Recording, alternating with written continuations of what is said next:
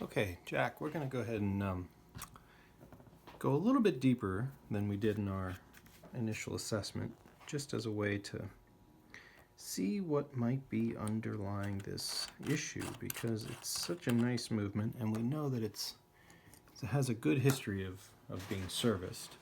So I want to see if there's an issue here that we can really readily address quickly, and that way we know what's facing us.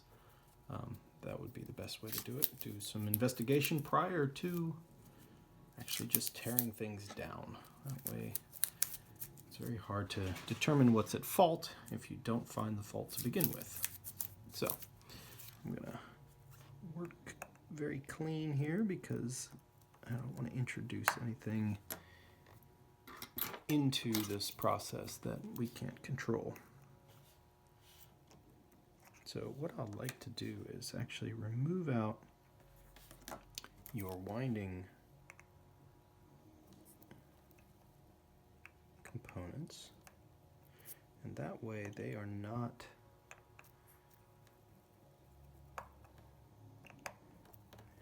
in the system, if you will.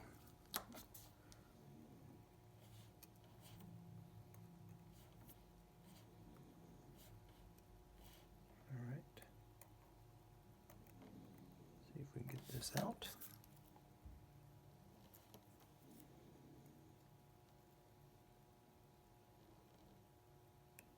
There we go. Very gentle. Okay. That looks pretty good. Now, let's check the power here in the mainspring. See where we're just sort of sitting right now. Okay, lots of power in the mainspring. All right, so my first thought was perhaps your mainspring. Well, that's really interesting. Now that the power's out, now you got a lot of really nice free motion. Curious. Once I put some power in, things seize up. So that seems like it's an issue with a wheel or something.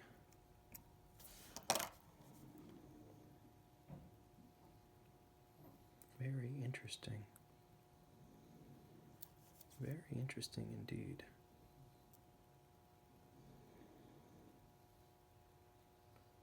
It's as though your pallet fork is not engaged. Well, okay, so when there's, so your pallet fork is not engaging your escape wheel.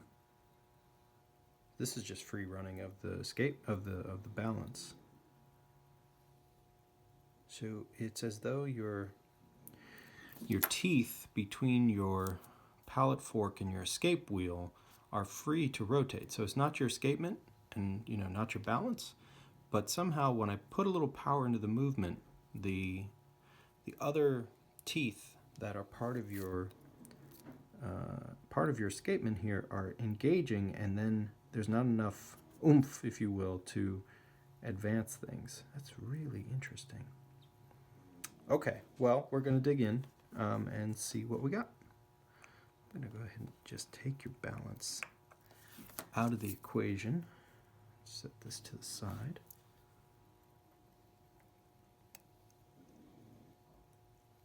All right, that's in very nice shape. So here's your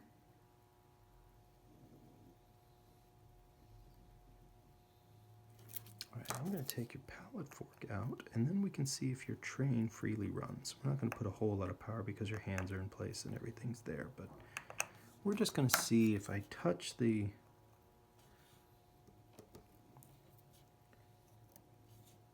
all right, so you got a free balance, you got a free pallet fork. Let's just put a tiny bit of power in. Oop, and your movement's locked. Okay. So something is in here locking things up. It wants to go. It wants to go, but it can't.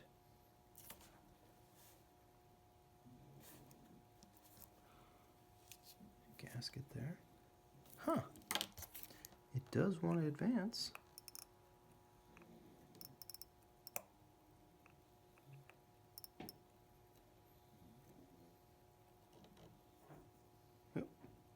fits and starts. Just seems pretty unhappy. Your hands aren't interacting. There's no intersection of hands that I can see. Oh, there it goes. Ran a little bit. Okay. Very interesting. Now, curious. Okay, let's go one step deeper. Let's go ahead and take your... Ooh. Okay, that's very interesting. You still have your bushing here.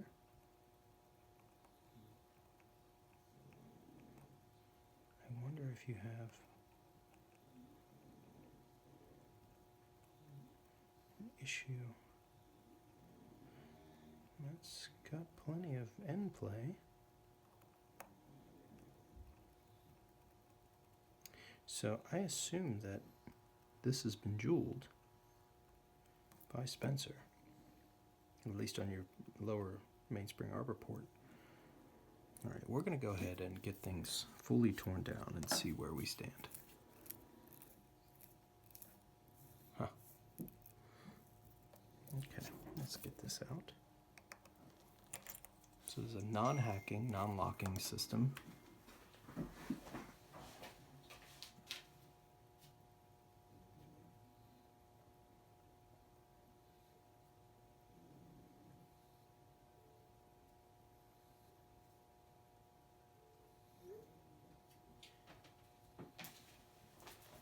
Okay, so let's go ahead and get your movement ring. That's the older style movement ring. It's got built within it the really cool. All right, so wow, what a great looking dial. It's lovely, really nice. All right, your hands are pretty well aligned.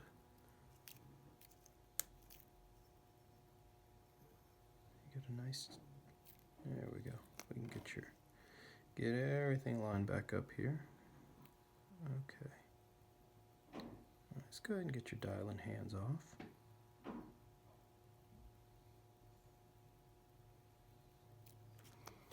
All right.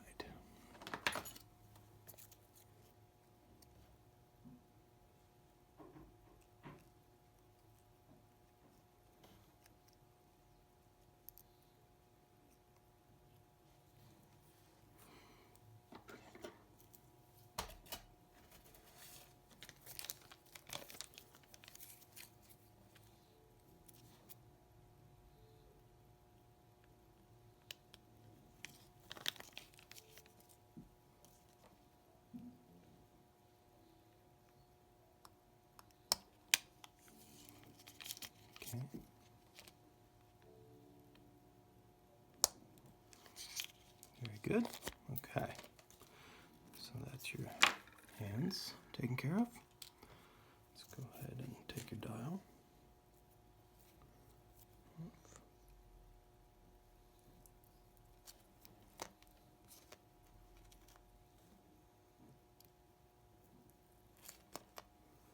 And there it is.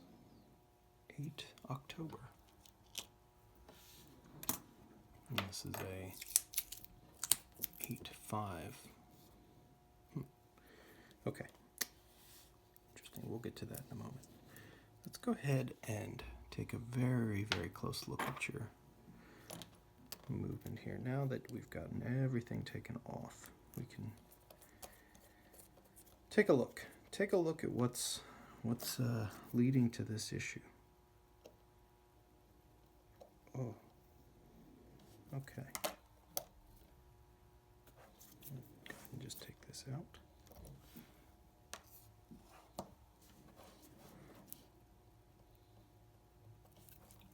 I have a sneaking suspicion I know what's going on here.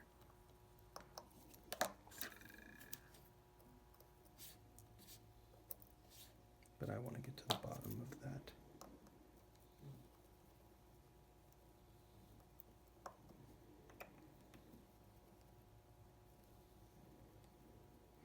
such a clean and nice movement. This is really a good watch. It's apparent this watch has been worn and loved for a long time.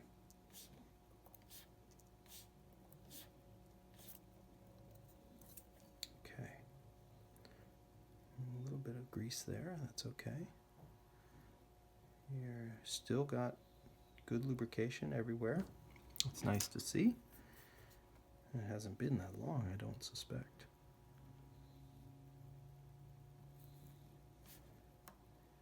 Okay, so this has not been jeweled as far as I can tell.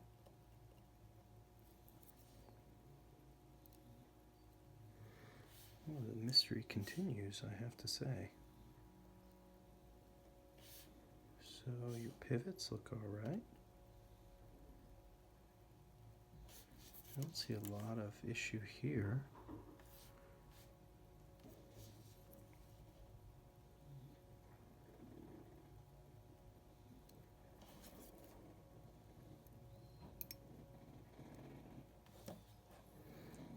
And then a little bit of scunge inside, but nothing terrible. Oh, that is very tight. Okay, so now the plot thickens. It might be that there's something on your calendar side that has gone bad. Because what's going on here, and I'm sorry to have to work this out just sort of verbally with everybody listening, is that what I've done is I've moved you can see here, this should be very free. Even with all the calendar components installed, even with everything, this should not be so stiff. So something's weird with your center wheel. And your center wheel connects to your cannon pinion, which then connects to all of the components that make up the calendar. And so presumably, there's an issue. Now it's much more free. What is here that's giving us such a problem? Is that jewel all right? I can't imagine it wouldn't be. It's such an impossibility that that's got an issue. Oh, it's so strange. All right, let's just check it again. Let's reinstall this and see what we get. So we have a freely running. Now I'm going to put this back in place. Put its screw in. Oh, that's not it. Like I said, put its screw in. That's it. And give it a bit of a cinch. Okay. And now see. Look at that. Wow. What is that? What has happened here? That is so weird.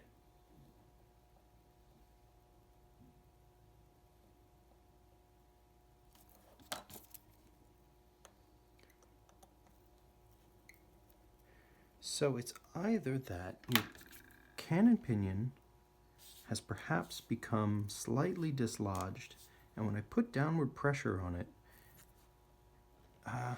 your center wheel is pushed out.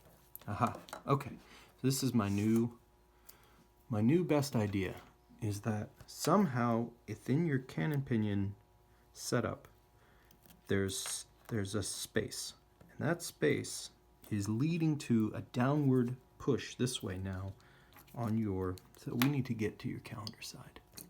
That is going to be the answer, I feel. Now either this got bumped in a weird way, or something happened to provide a detachment of the cannon pinion. It's not unheard of. It could even just happen just out of the blue, but oh, that's interesting. That's very interesting. You have that's a 6139 center wheel, or a fourth wheel. Weird. I don't know why that's there. Oh, okay, good. That's your winding pinion. That's supposed to come out. All right.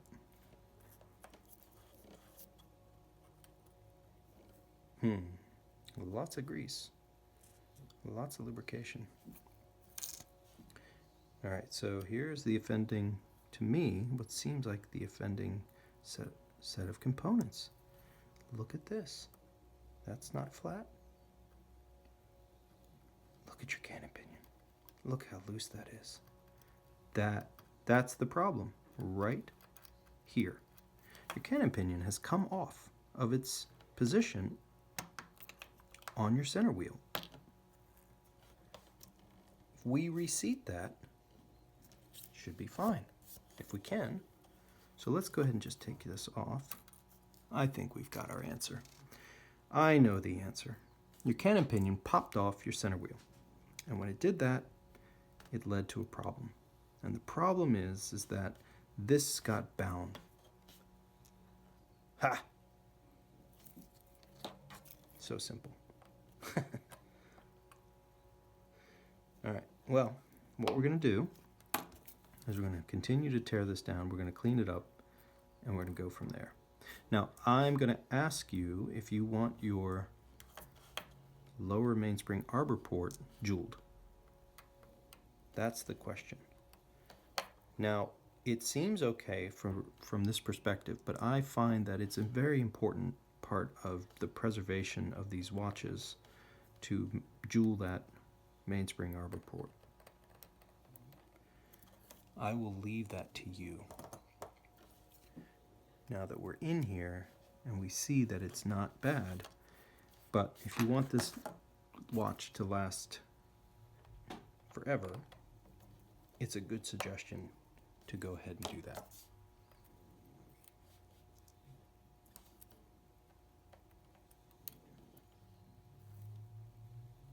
Okay, that seems all right. That's so interesting. I've seen it before. I had a recent customer that had a 6105 that had it serviced, and it was definitely the cannon pinion had come apart. All right, I'm going to go ahead and get your materials here into the cleaner, and we'll come back. All right, Jack. Well, we're going to go ahead and get started on reassembling your 6105. I want to point out a few things before we get too deep. Here's your new lower mainspring arbor jewel that's in place. You have to machine the main plate to get that in, so that's an interesting job to do, but it's done and in place. There's your upper mainspring arbor port jewel, so now you have two new jewels in your movement, which will help with the longevity of this watch for sure. Proper running over long times. Now, I went ahead and replaced your mainspring. Here's your existing mainspring. This coil just didn't make me very happy, and it's also a bit out of flat. It has some issues that I think, just the replacement of a mainspring can make such a difference in performance, and it's a fairly low budget item in comparison to the value of the watch. So we're going to go ahead and put that over there.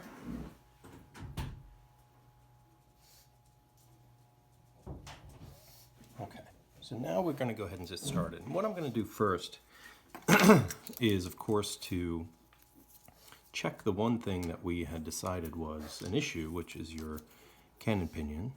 So in order to check that, what I need to do is I need to install your center wheel. And that helps me to get to the calendar side quickly. It's the first thing you install anyway, but I'm going to flip the movement over right away and install your cannon pinion as a way to check to see if that needs to be replaced or if that's just something that popped off due to a shock or some other issue that may have cropped up at some point in the life of the watch. So we'll get this installed, and then we'll move on to the other side of the watch just to have a look at what might be going on. I have dogs knocking on my door trying to get into my office here. Come on. All right, come on. Have a seat. Oh, your bed's up. Dogs.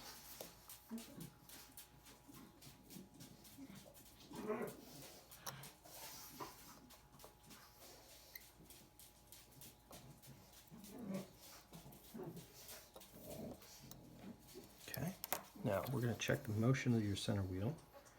That's very nice and free. Good. I'm going to take that back off. Give it a drop of lubrication. Just sort of dry fit, just to see how it looked.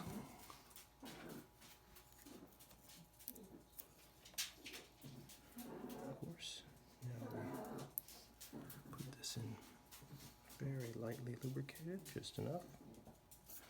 There we go.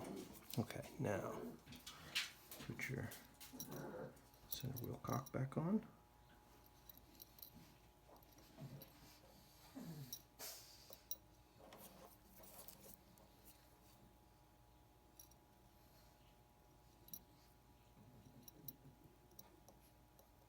All right.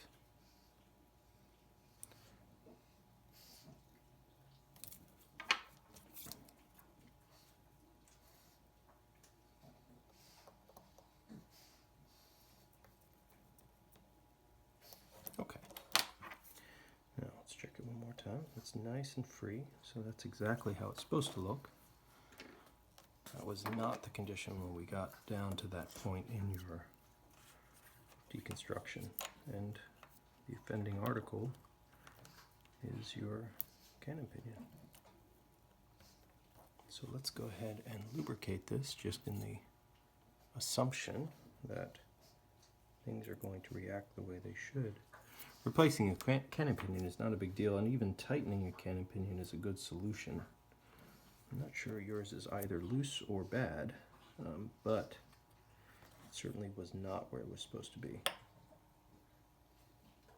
So that feels pretty good.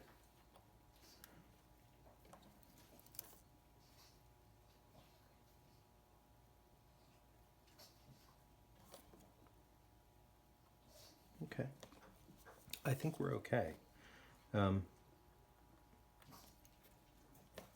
Take that back off again. I mean, it's showing good resistance to being removed. There's not a lot of play, and there's enough play in your center wheel.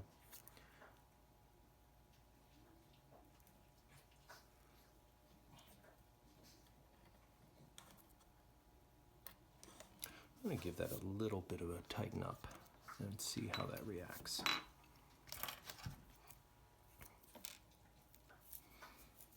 Okay, let's go ahead and get our handy dandy cannon pinion tightening tool.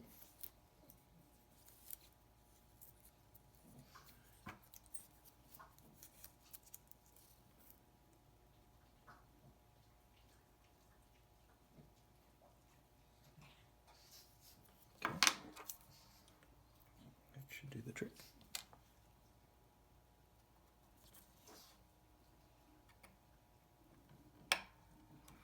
That feels pretty good. Okay, so I think that's problem solved. We'll see as we get further in how that stays in place, and we'll do some testing to make sure that things are right. All right, now next thing to go in, of course, is your mainspring barrel. So this has a brand new mainspring.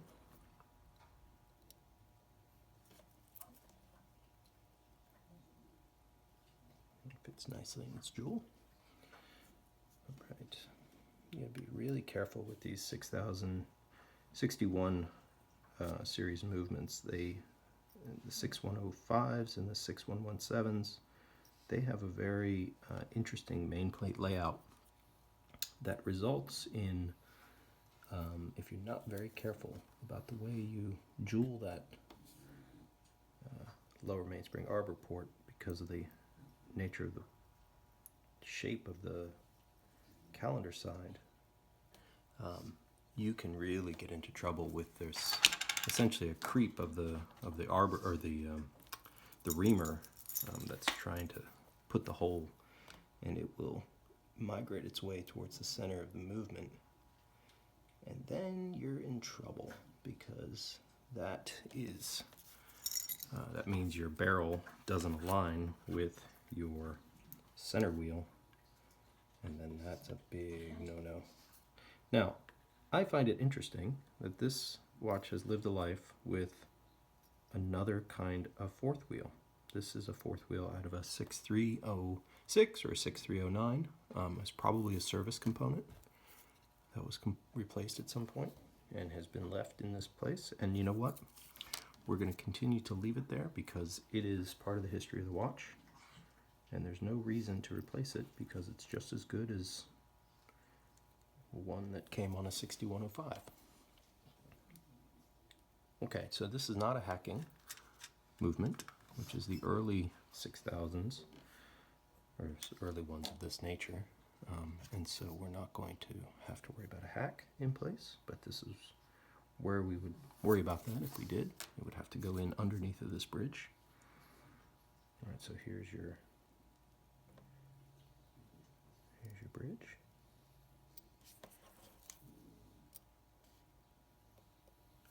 All right, let's get everybody lined up. Give us a little twirl here. Okay. Make sure everybody's on their pivots.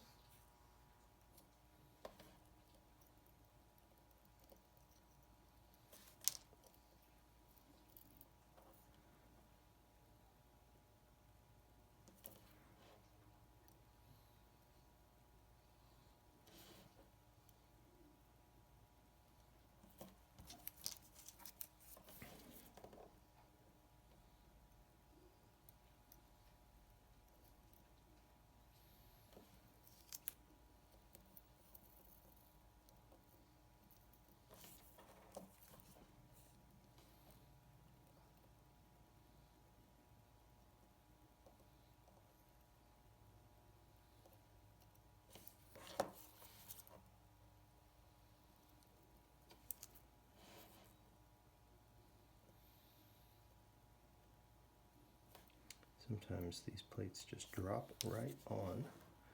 Sometimes they have a bit of what I would call resistance to compliance. Oops. Come on. Everybody work the way you're supposed to. Work together. Team of wheels.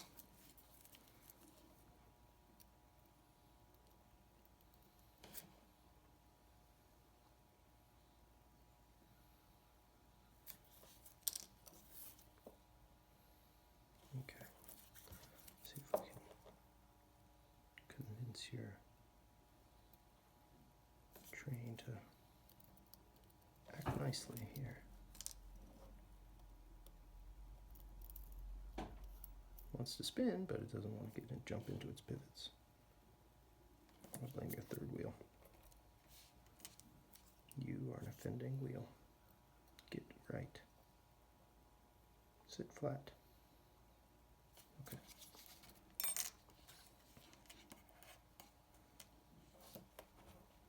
I don't know why thinking that talking to this set of inanimate objects helps it, but for some reason I do it anyway. Okay.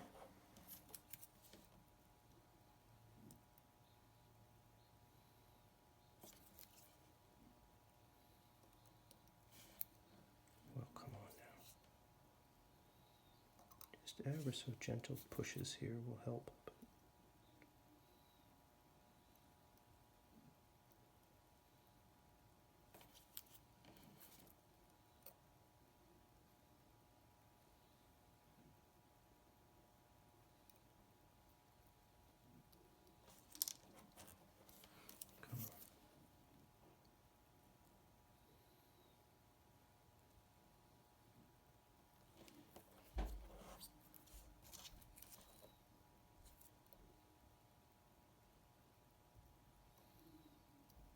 There we go.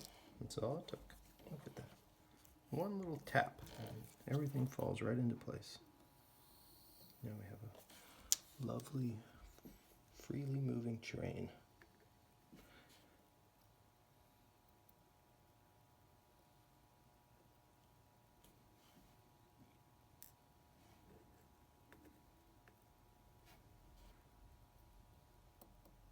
All right.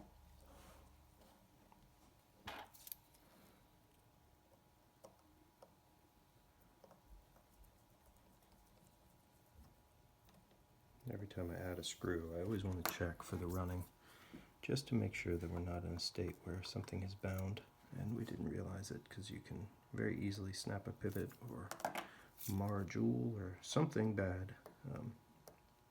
We certainly don't want that. So I give it a little push. Yep. Now that we have two in, I think we can take everybody else into their final positions here. Give them a nice tighten, and then we lubricate. Now what you see is that we've got your center wheel in its sort of final position with the cannon pinion, and your train is running exactly as it should, very free. Look at that, it's just glowing and rolling along very nicely. We got adequate lubrication on all your pivots. Don't want to over lubricate anything, because lubrication in these non-capped jewels can migrate, and we don't want that. Alright, we're going to go ahead and flip over and lubricate the rest of your calendar side jewels and put in your lower die shock setting for your balance.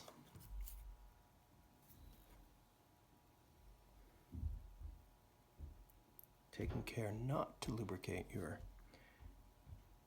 the third jewel here, which is for part of your pallet fork. Okay, so let's go ahead and get this die shock set up. We have to lubricate that as well, so that gets a special tool and gets lubricated.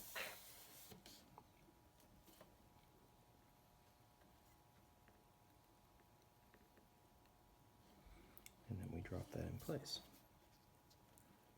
All right, so this cap goes there. Get our fancy tool. Basically just an oiler that has a needle.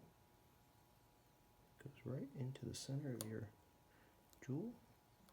Give it a lift. I like to give it a little twist, and there we go.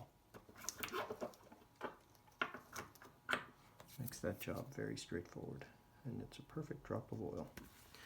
Now I always like to check it, just because I trust my tools, but I also trust my eyes. So that's nicely done. And we drop that in place, and now we get the spring that holds everything together and onto the main plate. Might need a little sticky rotocoat here to pick that up. It's a very small item that needs to be carefully placed. There we go. Alright, this requires a bit of subtle manipulation.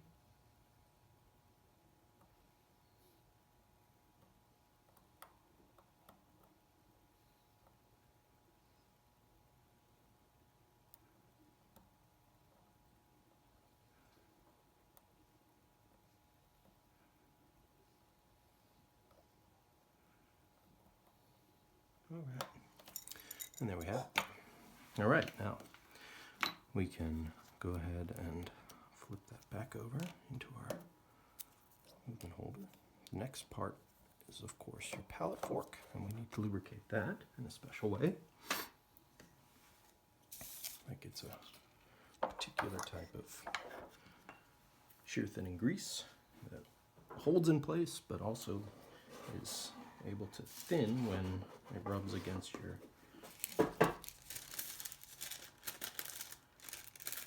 It does its job of engaging the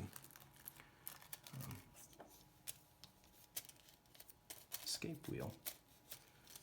It can slide past without the lubrication migrating around onto the pallet fork and other regions.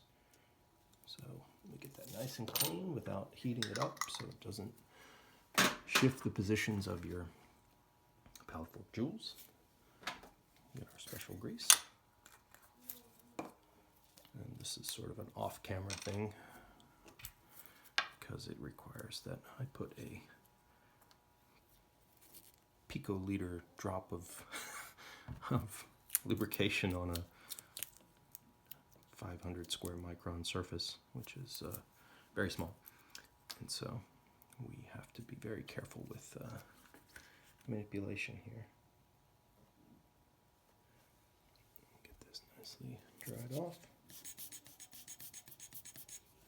Okay.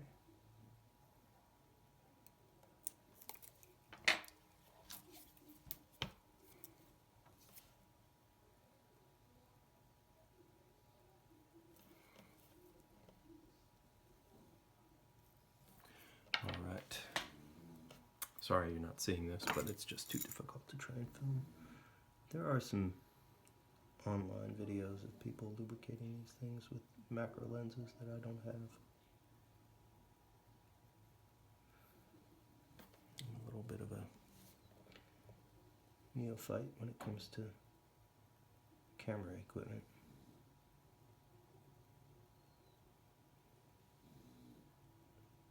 But I think this serves my purpose just enough to ensure that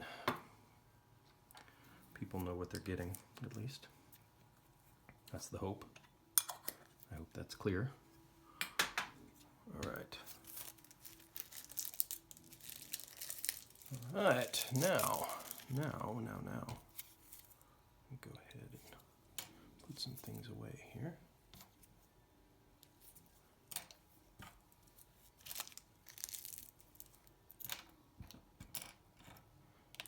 Has to come out. Okay, so now we can drop your pallet fork into place inside of your movement.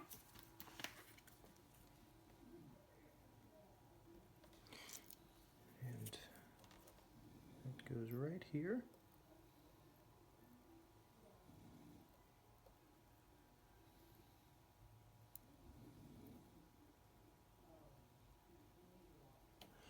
And now your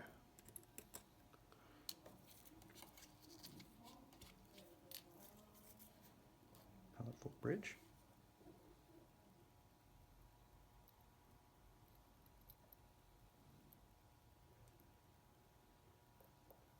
That looks good. Let's see if it pre-runs. Oops, oh, a little ahead of myself. Let's go ahead and put your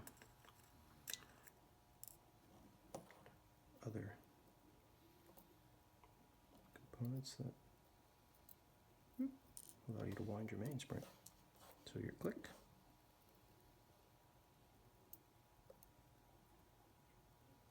Click and spring combination component, which is a nicely stamped out object that Seiko was ingenious enough to put in place. They were all about efficiencies, developing efficiencies through engineering, which is so on brand for what I like. It's a really impressive feat, the way they have constructed these movements over time, the way they've used their engineering capabilities to improve on the design. You just see the evolution.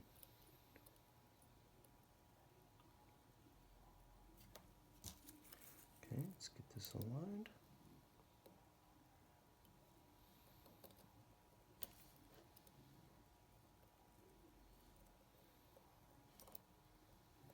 Come on. There we go. Perfect.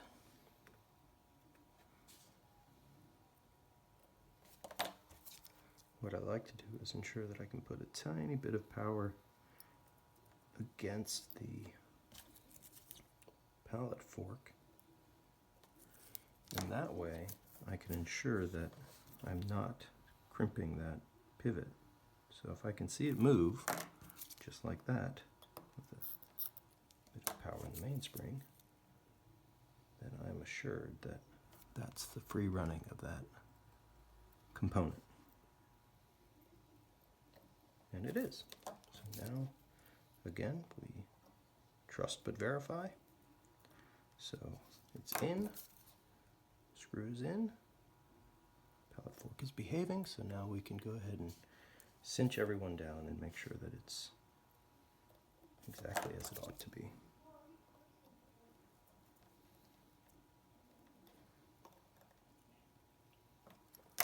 Good. Okay, let's go ahead and get it in a good position. Let's go ahead and power up your mainspring. Doesn't have to be full power, but we're going to check it, so let's get it at least a few winds in. All right, now we grab your balance and hairspring, hairspring and balance assembly here. And now we're going to go ahead and look for some life. All right, so this should drop right in and start to wiggle. Let's see how we did.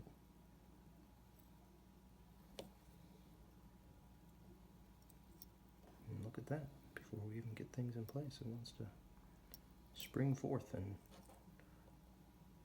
do its dance. There we go. Very nice. Okay. Well, that's a good sign. Certainly a lot better than when we got here.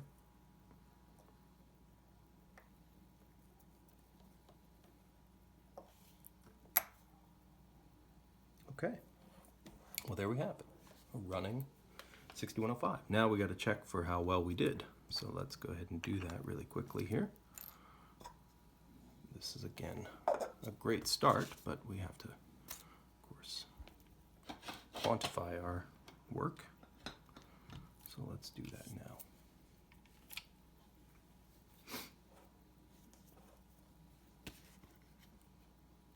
All right, let's see. Actually, let me rotate this just a touch so it's in the best place possible to hear the motion.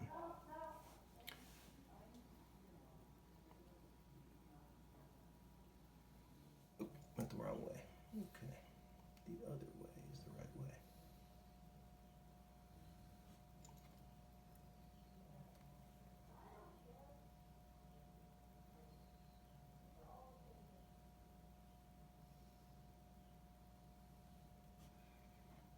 Okay, let's keep on going.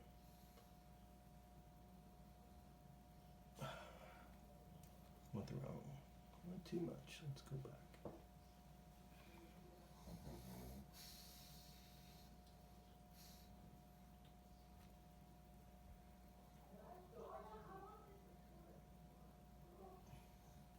Again, it's so delicate right at that point of a few milliseconds in beat error. All right, that's looking pretty good. Very close. Got to adjust the time a little bit. So as the lubrication moves around, these numbers are going to change a little bit.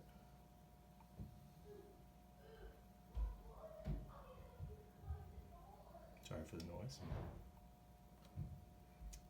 Okay, so let's go ahead and see if we can adjust out some of that rate error.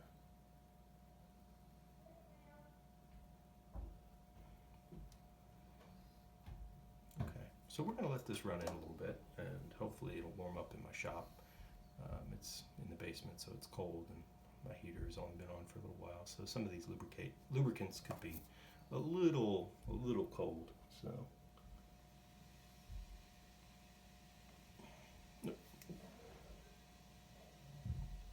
sensitive, very sensitive point.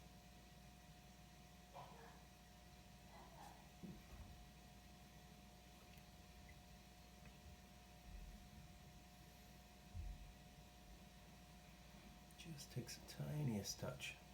Okay, so that's looking really good.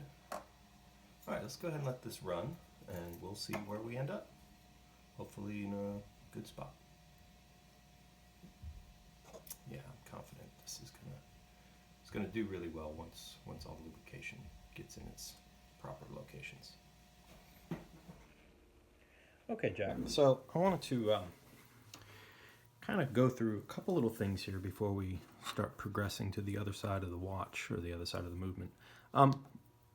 So the numbers that I was getting out of your movement in terms of the amplitude and the rate, they weren't reliable. In a sense, this movement is so clean that I would anticipate that it would run extremely well. It's been serviced in the past, it's been, checked and all those sorts of things. However, that was not what I was seeing. I was seeing really low values in amplitude, really low values and variable, and frankly, numbers that were extremely variable in time.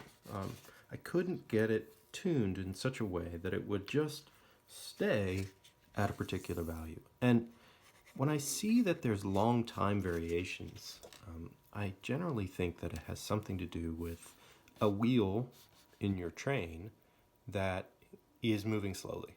And so there are two particularly slow wheels. One is, well, three, let's say. One is the mainspring. It turns very slowly as it delivers power over the course of days. The next one is your center wheel, which we've sort of identified as potentially something that had a problem, but we've looked at that, we've tightened your cannon pinion, we've put that back in, it seems to be okay. That left your third wheel.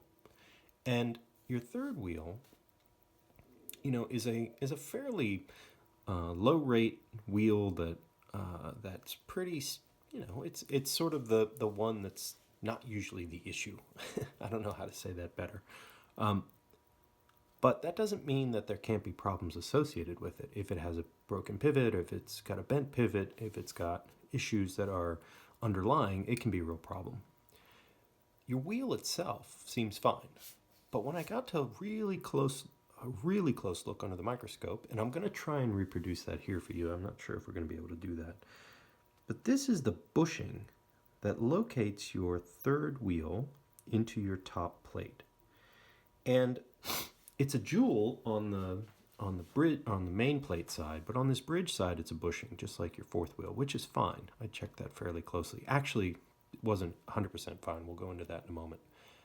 But this bushing on the side that connects to the actual pivot was extremely bad. It actually was cracked. There's a crack in this metal bushing, which I find just really disturbing. And it's got all these weird, I don't even know how to describe it. It's like these pinpoint. Well, I know what's potentially happened is that somebody tried to put the bridge on. I don't know if you were, just before in the video, as I was putting things together, I give a little spin, I tighten things up, I give a little spin, I tighten things up. The reason I do that is because I don't want these bushing or these pins, the actual pivots, to do any damage to the jewels or the bushings. Somebody wasn't quite as careful in the past, and so I'm going to try and do this in a way that's reasonable. Jeez, I don't know if this is going to work at all, but we'll give it a shot. See if we can do this.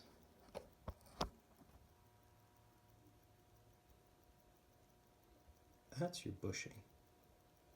It's not supposed to look like that. It's supposed to be a nice, flat, beautiful thing. And it's got some real issues. So, what I did was I removed that bushing with a tool, and I replaced it, sorry for all the motion, I replaced it with a jewel. So this is a brand new Zeitz jewel that goes in here. It's been pressed in and fitted and moved to the right position so you have the right end play and end shake and all that. So this bushing, which is for your fourth wheel, it was also way out of shape in terms of like the position it was on the plate. these can get shifted. If the watch is dropped, maybe somebody dropped this watch, didn't tell you about it. I'm not sure. This can really get out of whack. And I was almost expecting this one, because it's actually a component that's in line. It's centrally located with both your cannon pinion, which we knew was off, and your center wheel, which we knew was bound. So the fourth wheel, and this is directly what your second hand actually attaches to, the wheel here that you see. I'm not sure if you can, but the wheel here that's right on this edge, it's been replaced at some point in your watch. Its bushing was actually pushed on to this side of the movement, which is the bottom side. So it would mean that if the watch fell on the case back, it could potentially push this bushing out in this direction. Now, it was out, a considerable amount. There was a lot of shake in this.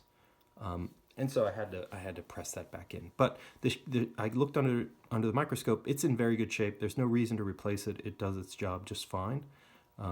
So now you have this new jewel, because this bushing is trashed. This one here. And this is the bushing. Again, this is just a metal ring, a bushing that was underneath of this gear, this ratchet wheel, that was replaced when we replaced your. Or when we added your two new jewels to your mainspring. So now you've picked up another jewel, which is nice. I mean, it's one of those things. It was necessary. It was just part of this process of trying to get things to run right. It's not like physics. You don't just put in a number and you get a solution. It's more like engineering. You have to sort of go through step by step and eliminate issues. So we eliminated the issue of your mainspring. We eliminated some issues with the height of the bushings and jewels that make up your position of your mainspring arbor containment area, if you will. You just kind of go through step at a time and figure out which one is the issue. It didn't take too much work once I started to notice that this was an issue, but it's additional hour and a half or so of shop time to get that right. So that will come back to you, so you can look under a microscope if you have one, or a high-powered lens, and you can see the issues associated with it. I was very surprised. All right, we're going to continue on, and now that your movement is running the way I'd like it to, I'm going to go ahead and flip over and start building out the calendar side. So we'll do that in a moment. Okay, now it's time to get going on the calendar side of things. So, of course, we have to lubricate on this side. We've got some components here that definitely need lubrication. So we get all of those ready to go.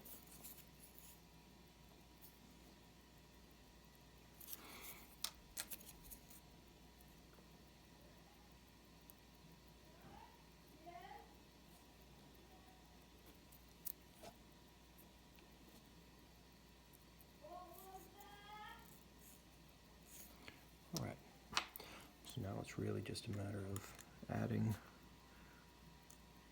pieces in the right order. Start off with some gears here.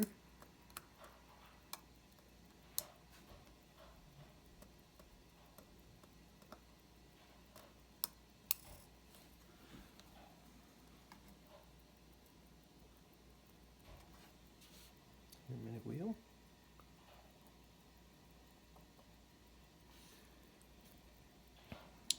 Alright, this has a plate associated with it.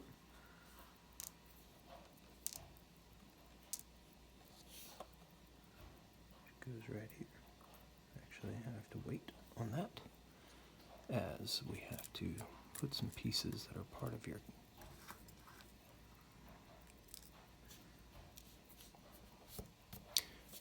keyless works.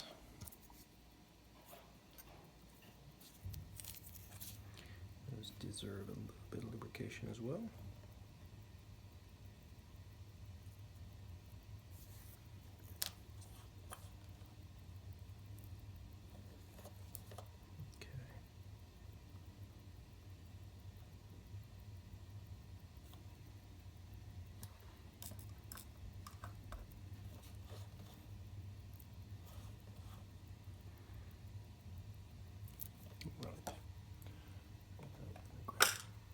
stem.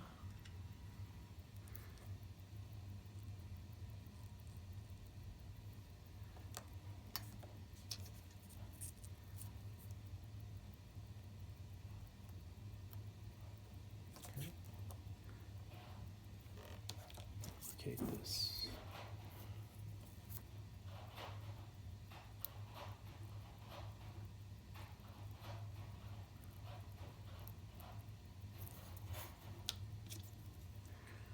Okay.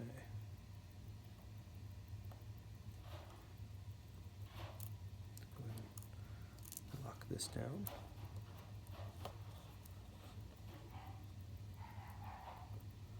Sorry for all the noise, but it's what we do around here. We make noise. Dogs and kids and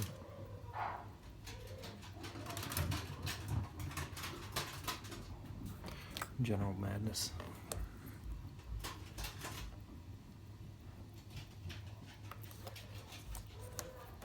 Okay.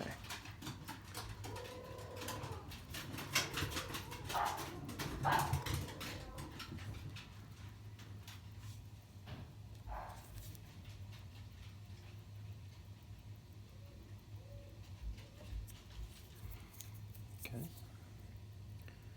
There's your yoke. Let's go ahead and get this lubricated.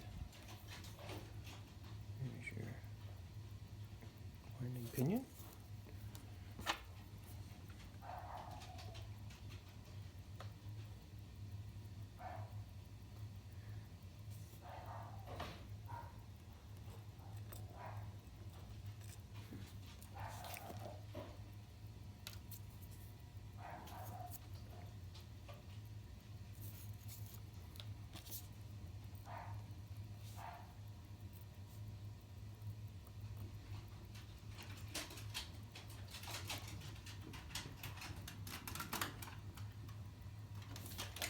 All right.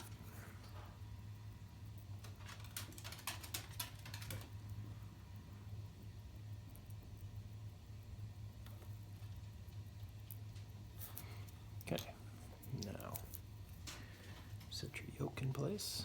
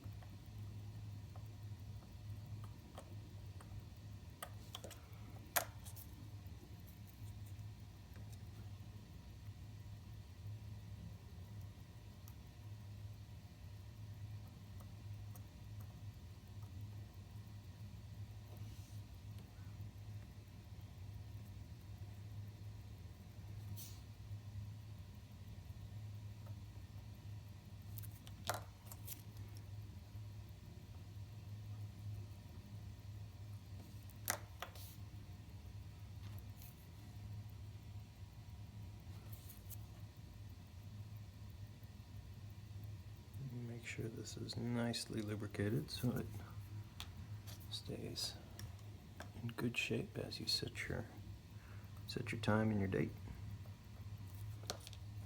It's important for the life of the watch. It's amazing. These things are 50 plus years old and still look amazing, just as a testament to the quality of the engineering and the materials, and you know, the fact that people take care of them and don't ruin them. That matters too, of course. All right, let's check your function here.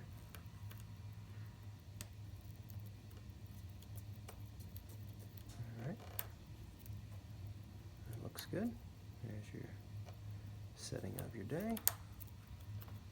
You know your date, and Ken and pinion seems nice and tight, and that's always nice to see.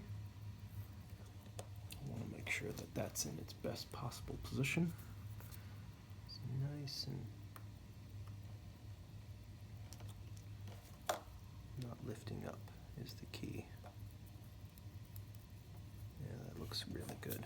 Okay, so I'm convinced we have solved an issue. At least a few issues, in fact.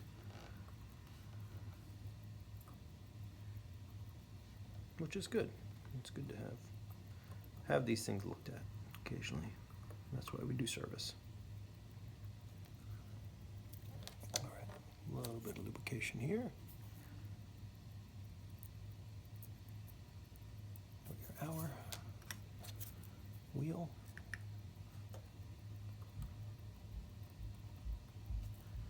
and then finally screw and washer. Keep your calendar advancing finger components in place.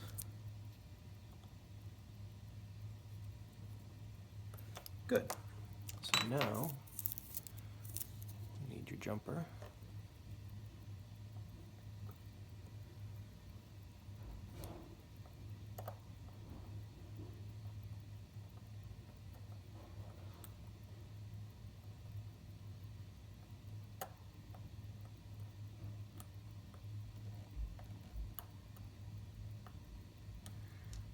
Alright. Looks great. Let's get a little lubrication on the end of that before we put your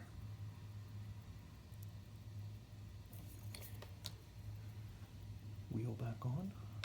So now your date wheel goes in place.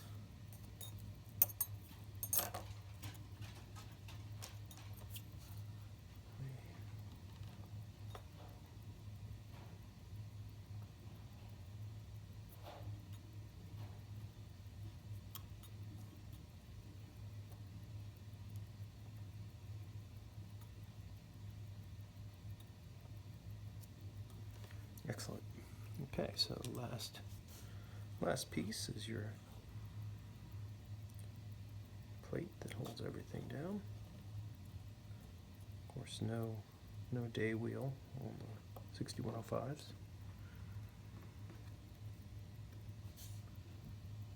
So nothing to add beyond this plate, except for your dial and hands, of course, which are next.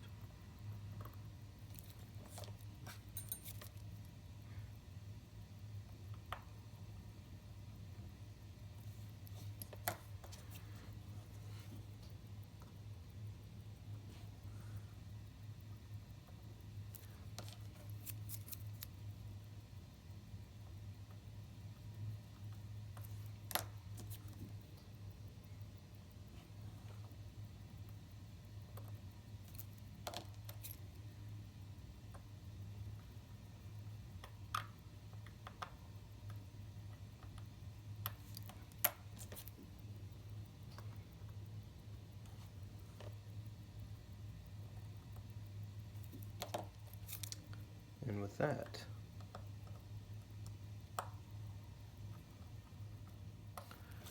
your movement is built. All right, so now we can progress to your dial and hands after we check function here.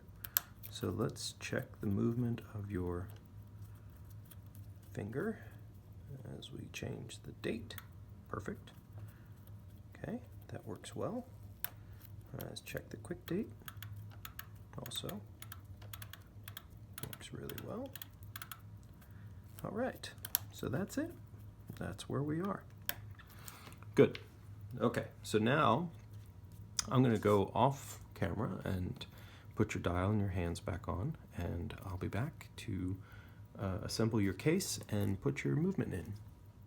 Okay, so got your dial and hands back on. Everything looks really good. All clearances are working out. So now it's time to reassemble your case. So I went ahead and took the liberty of just disassembling things and making sure that everything was clean and perfect, so that when you get it back, it's as you expect, hopefully as you anticipate, good shape. Right, so the process here is pretty straightforward. We just have to reconstruct the components and make sure your glass goes back in and your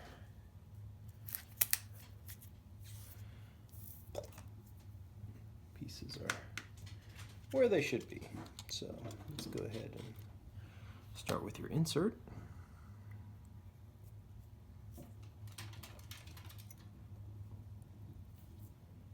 Okay, looks good. Piece of fuzz.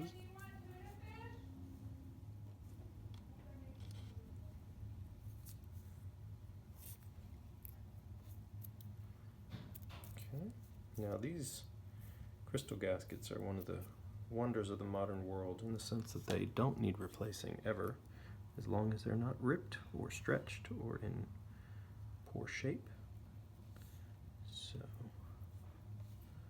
we are going to do exactly as Seiko recommends. I removed your Type 1 crystal, which is a thing of beauty that Mr. Klein has graced the world with. It's nice that those are available. Went ahead and clean this. You have a very minor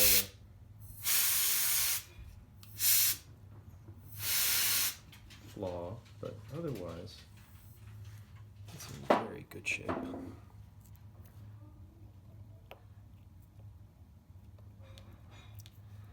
You know, the thing we have to do is just make sure that this doesn't roll your edge of your gasket down as we push it in. Yep, well, there's a little roll, so let's take that back out. You just have to be 100% sure that everything is flat in the right position.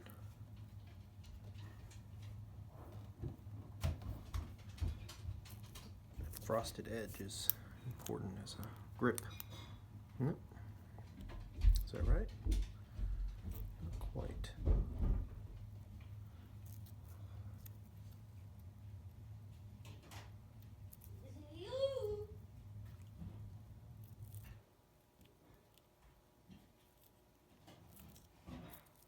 All right, that looks a lot better. Okay, so I think we're in good shape for your crystal and your gasket. Everybody looks uniform and even all the way around. Press that home, and now your bezel. You need to make sure you're in the right position. This goes at the top, which is over here.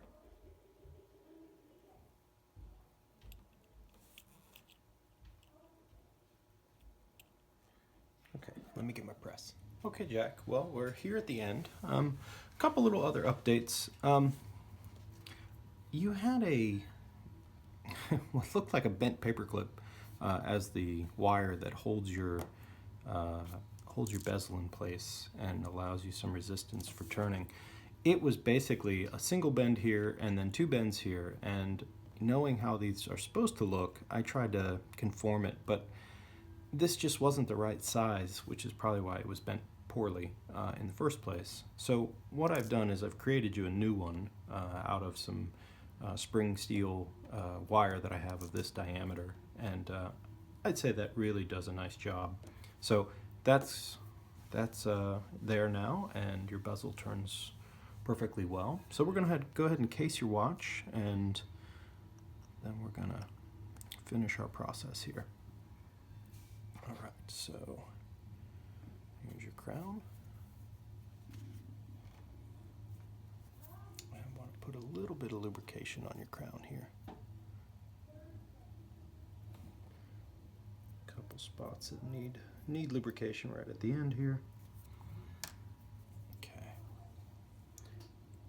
Now your stem seal is good, or your crown seal is good, so that's going to stay.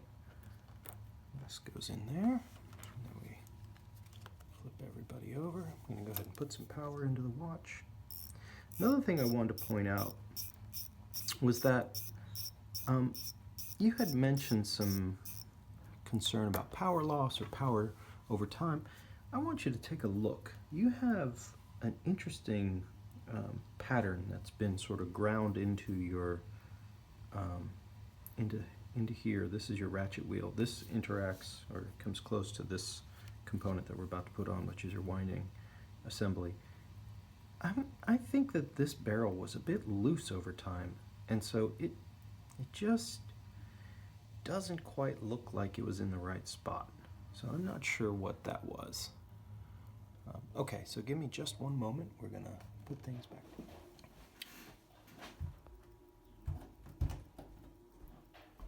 All right, Jack, it's time to be finished here. Let's go ahead and get everything put back together the way it should be.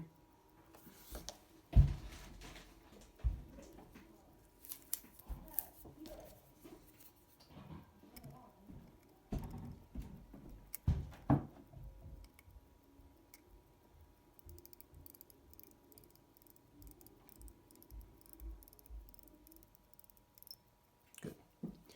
All right, so now we just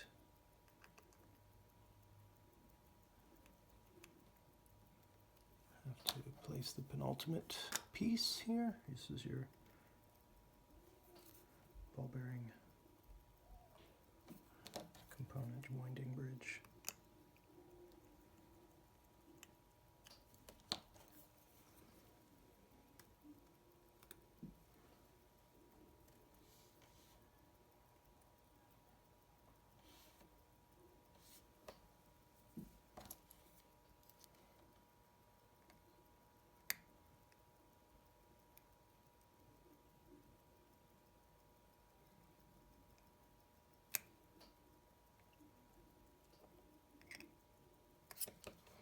Alrighty, now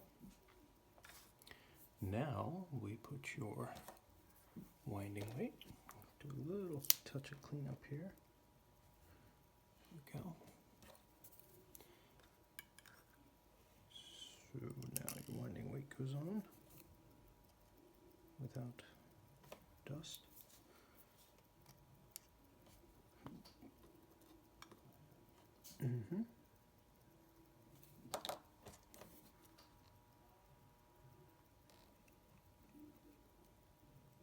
All right, and with that, the case back goes on.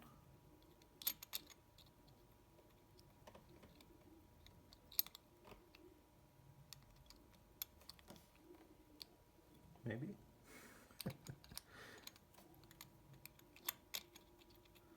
Don't fight me, case back. There we go. Alrighty. Get that nice and tight. And with that,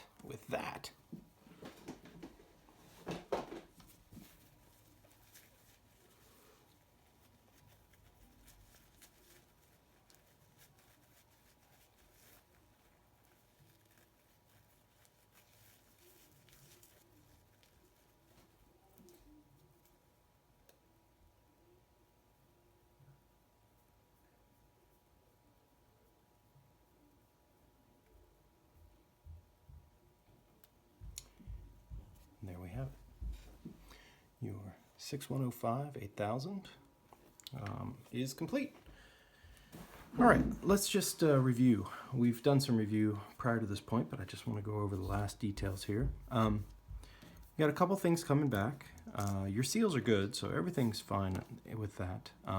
Everything is functioning just as it should. Your numbers are looking really great. You know, it was a good watch to begin with. It needed a little bit of attention, but otherwise, you know, it was in good shape.